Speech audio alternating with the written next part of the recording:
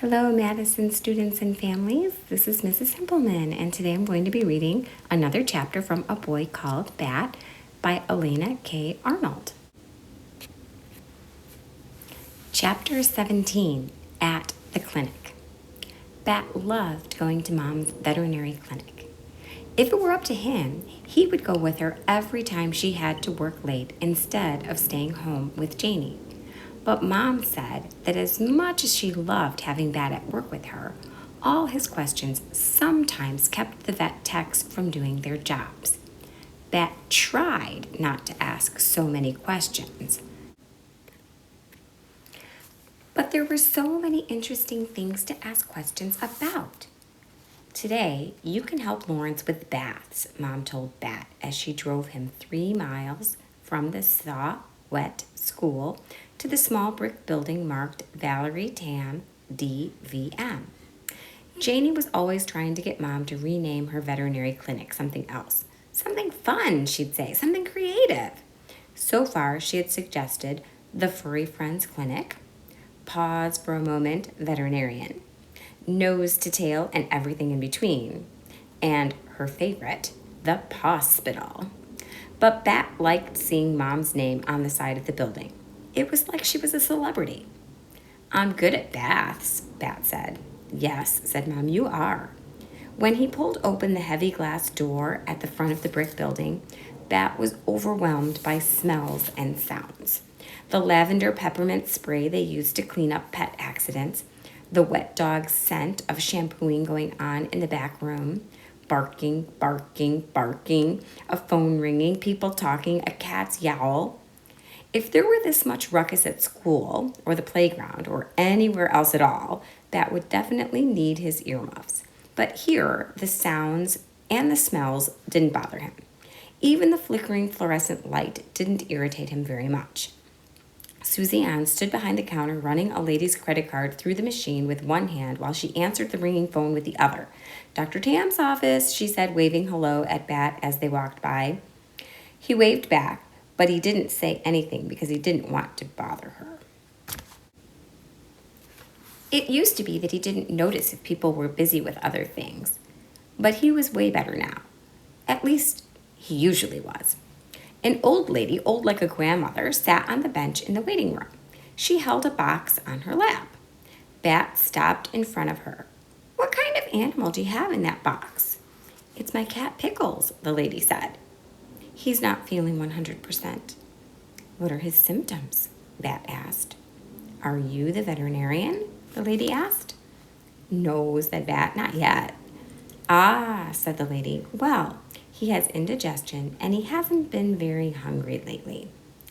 There were lots of things that could be. Bat looked up at his mom, who stood next to him, listening. She shrugged. I'll have to examine Pickles to know what's wrong, she said. Then she turned to the lady.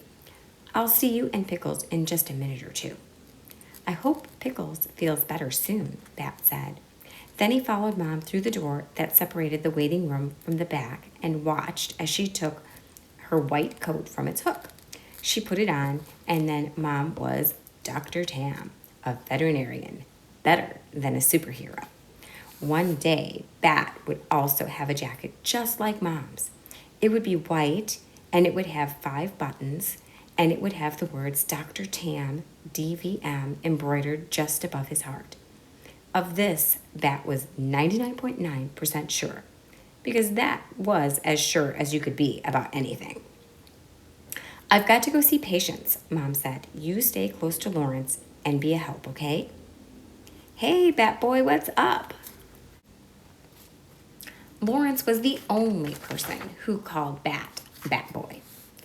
Mom rescued a skunk kit and we're raising it. She says we have to give him to a rescue in a month, well, 3 weeks now, but I'm going to change her mind. We named him Thor, Bat said. Lawrence laughed. I know all about the kit, he said. Who do you think is taking care of him while you're at school? You are, said Bat. Are you doing a good job?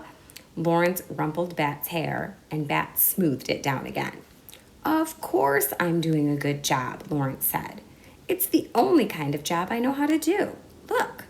He reached into the neck of his shirt and pulled out the strangest necklace Bat had ever seen. It was made of t-shirt material and ended in a little pouch just big enough for cradling a skunk cat. Is Thor in there? Bat asked. Lawrence nodded. Yep. The little guy seemed kind of lonely in the kennel, so I made a sling for him out of one of my old t-shirts last night. See? Snug as a bug in a rug. Lawrence opened the pouch so Bat could see inside. There was Thor, curled into a little sleeping ball. Can I wear him? Bat asked. Of course. We don't want him to get wet when I'm washing the dogs. Here. Very carefully, Lawrence pulled the sling up over his head and then lowered it over Bat's. But the sling, which had barely reached Lawrence's chest, sank all the way to Bat's belly button. We can fix that, said Lawrence, and he looped the fabric into a knot behind Bat's neck to shorten the sling. There, he said. Now you're a marsupial bat. There are no marsupial bats, Bat said. Marsupial infants need to have strong arms and claws to climb into their mother's pouch. Bats have wings.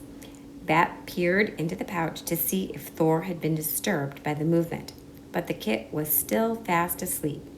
He's got more fur than he had this morning, Bat said. I can see the black and white growing in. They grow up so fast, Lawrence said. You seem bigger than last time I saw you, too. Not you, said Bat, closing up the pouch and tucking it into his shirt. You're already all the way big. Lawrence grinned. If I get any bigger, I'll have to buy special order shoes. I already wear the biggest size the shoe store sells. Good thing you're too old to grow, Bat said. Good thing indeed, said Lawrence. Then he said, Thor is a great name, Bat. Did you come up with it? No, said Bat. Janie did. You're a lucky kid to have such a creative sister, Lawrence said. Did you thank her?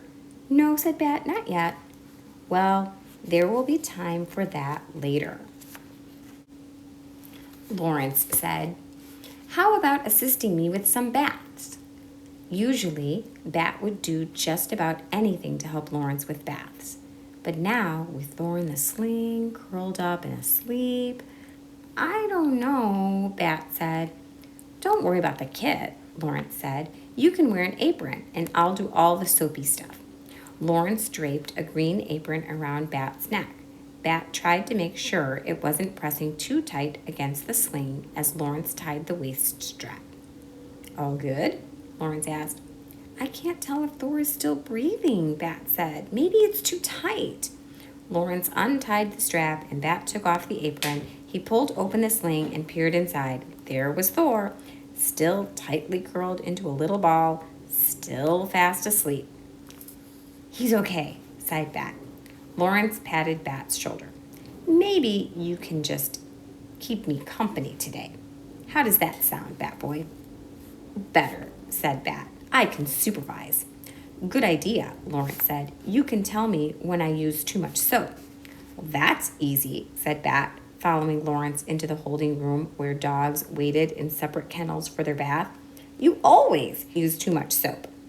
Bat climbed up on a counter across from the big silver wash basin and watched as Lawrence bent down to open the far kennel.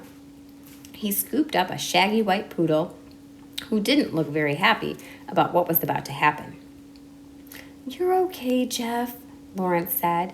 He was using his soothing voice, calm and deep. Jeff is a funny name for a poodle, Bat said. Well, Bat is a funny name for a kid, Lawrence answered, setting Jeff into the wash basin before smiling at Bat. Bat smiled back. Then Lawrence got to work slipping Jeff's head into a restraint so he couldn't jump out of the tub. Then turning on the faucet and running his hand under the water to check its temperature before he started spraying down the dog. That's a new restraint, isn't it? Bat asked. Good eye, said Lawrence. He shut off the water and began massaging shampoo into Jeff's curly pelt. The other one was getting rusty, so I ordered this new one. Is that a suction cup connecting it to the wall? It sure is, said Lawrence. And a strong one, too.